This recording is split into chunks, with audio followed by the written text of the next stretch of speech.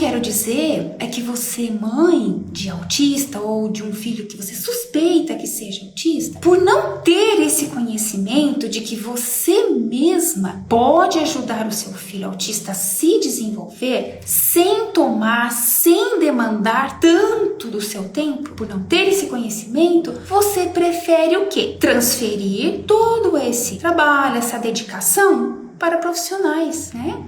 O problema é o que eu estava falando, que por melhor que sejam os profissionais, nunca vão ter o mesmo amor incondicional que você, mãe, tem, mesmo que você não seja uma mãe perfeita, porque não existe mãe perfeita.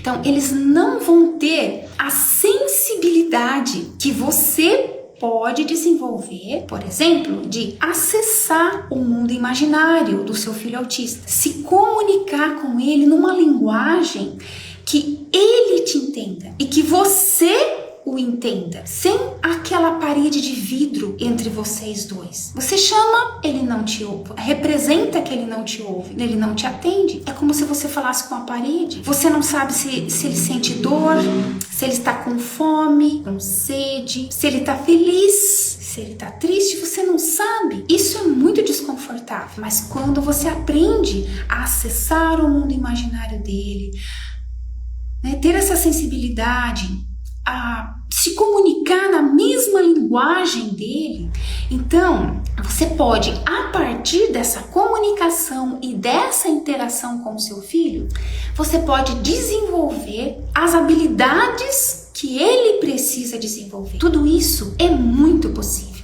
Você pode desenvolvê-lo você mesma e de uma forma inclusive mais rápida do que ele, por exemplo, como eu já tenho falado em vários conteúdos meus, meia hora, 40 minutos de terapia ou de fono por semana. O que meia hora, 40 minutos vai fazer de diferença? Se você trabalhar, seja 15 minutos, 20 minutos, que é tão rapidinho, por dia. Então você entende quando eu falo que não demanda, não exige tanto tempo seu, ou seja, só o tempo que você vai precisar dispor para levar o seu, trocar, né, escovar dentes, todo aquele desconforto para uma criança autista, para sair de casa, você tem que preparar aquela criança, colocar no carro, às vezes tenho alunas que me contaram que levavam o filho de ônibus, porque não tinha que levar de carro.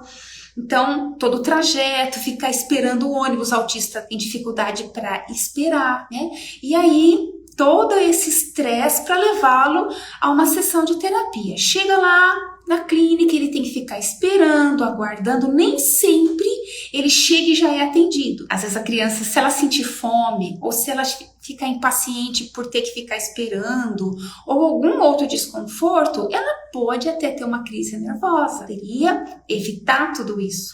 E lá dentro da sessão, tirando a parte, a metodologia que é usada, né, que eu sempre falo que não é aquela metodologia amorosa, respeitando o tempo do autista, entrando, acessando o mundo imaginário dele, falando a mesma linguagem que ele, mas são com intervenções, bloqueios, consertando o seu filho autista, tentando moldá-lo a uma criança que não seja autista. Eu estava com alguns amigos em outra cidade e tive a oportunidade de conversar com um deles que é autista, né? Então ele já é vovô e é autista. Conversando com ele, eu gosto de conversar com autistas porque eu gosto de confirmar realmente a minha metodologia, realmente como funciona e ouvir deles, as experiências deles, o que eles sentem que realmente não funciona, né?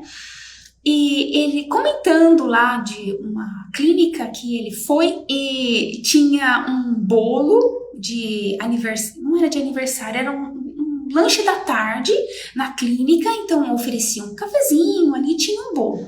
E tinha uma mãe que levou a criança, um menino, filho autista, para ele passar por alguma sessão ali de alguma terapia, enfim. E claro, imagine uma criança, né, ver um bolo. Que criança que não vai querer um tequinho, né, um pedacinho do bolo? Que eu entenda, qualquer criança vai ficar bolo, né? E o menininho autista, ele, claro, ele expressou, ele queria. O que a profissional fez, a psicóloga? Ela pegou o bolo, guardou o bolo numa sala, num armário, fechou a porta. O que a criança começou a fazer? Alguém aqui já adivinhou?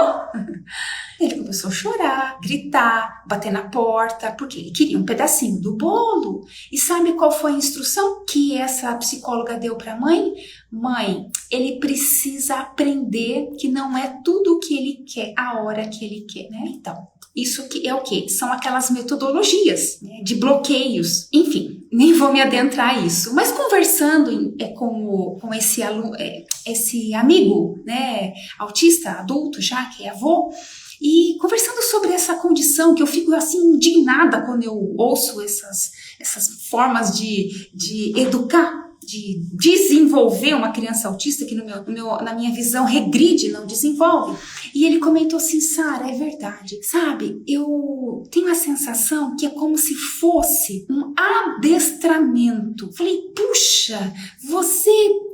Achei muito válida a sua comparação, porque existem os adestramentos de animais, por exemplo. Então, o animal tem que obedecer o adestrador, não é? Ele tem que fazer do jeitinho que o adestrador direciona, e se ele fizer, ele ganha alguma recompensa, não é assim? Para ele entender que está certo. E se o animalzinho não fizer, ele não ganha a recompensa. E tem os castigos, tem as consequências, não é assim? Eu falei, puxa, você fez uma explicação assim que encaixa direitinho. É quase como um adestramento, essas metodologias para autismo. É pesado, eu sei que é pesado isso que eu tô falando, mas é real. Não tem amor, não tem compreensão da mente do autista. Não, apenas existe uma exigência de moldá-lo a uma criança que não é autista. E eu fico indignada com tudo isso.